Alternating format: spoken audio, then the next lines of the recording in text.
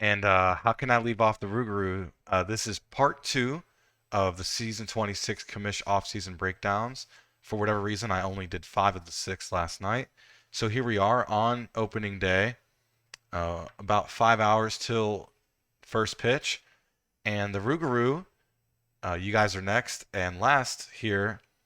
The only team in recent memory not named the Voyagers to win a championship. So the Voyagers had the last two. Before that were the Rougarou first championship. Probably the best team in the Champions Conference, undisputed going into this season. They are who everyone is chasing in that conference. Represented the conference in the World Series last season. Phillies fan 96 is the one who filled out this form. Good friend of mine. Uh, gave himself a 10, so a second 10. Him and Babs, the two World Series competitors, gave themselves 10s. I guess you could call that accurate, right? I mean, they made improvements during the season, fell short in the World Series, but, the Voyagers played a better series. Uh, Best accomplishments, they had player movement, getting Hamed back. They were able to draft Southpaw, who was originally my DSFL GM for the Portland Pythons in the ISFL, or the DSFL, excuse me.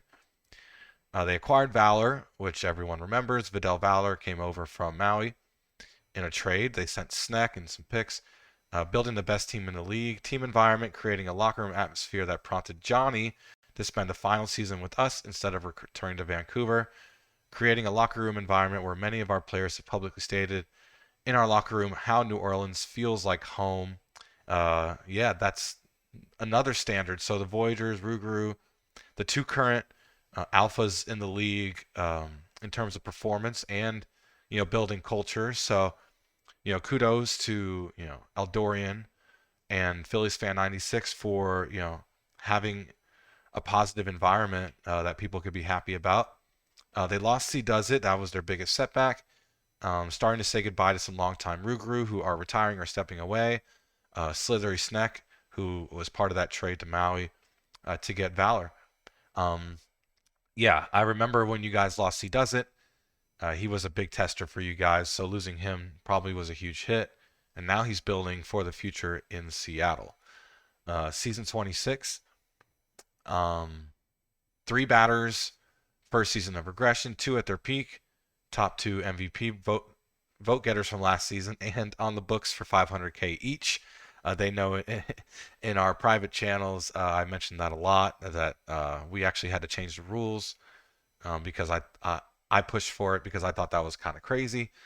Two on a season before peak, one three regressions deep, and one third season rookie. Um, a staff full of three-fourths of players a season before peak, a bullpen that should only get better and full of actual relief pitchers, no starting pitchers waiting for a rotation slot. We're not only in the middle of our competitive window, we're finally at our peak, and all we need is to sign a reliever. I think that reliever ended up being Jose 43. So a big signing for them to get one of the best relievers in the game. Uh, yeah, kudos to everyone involved with that. Season 27 beyond, continue GMing, winning, and bringing in users to help us win. Yeah, they're trying to build a dynasty there, and doing a good job of that. Maj deserves a shout out. Musha's been awesome. Got minors co-GM for the Mounties. Shola's been really stepping up around the league. Huge part of our locker room. Shout out to Shola. Eldorian, the heart and soul of our franchise, even before he was GM, the life of our locker room. Shout out to Eldorian, the HO liaison for the GMs, the first ever co-GM to take that role. So that says a lot about that organization for sure. Paulo DiStefano Jr. Uh, performed well last year. Um, Beauregard did as well. Uh, the reason those two are finishing top two in MVP voting, both experienced player builders, both have earned incredibly well. Johnny and Lemieux both had great seasons to end their careers on, both former teammates of mine.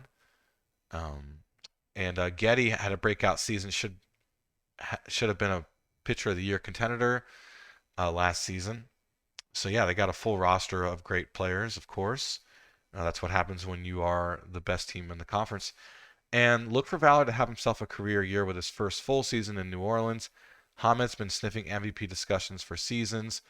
Expect him to take a step forward. Hafner's another player to watch in Rookie of the Year. Hard to pick a breakout player when you have the best offense. Yeah, been talking to people, probably the best offense of all time that we've ever seen in the PBE. So that's your Rougarou breakdown. Good luck this season. Another team that doesn't need the luck. Other teams do.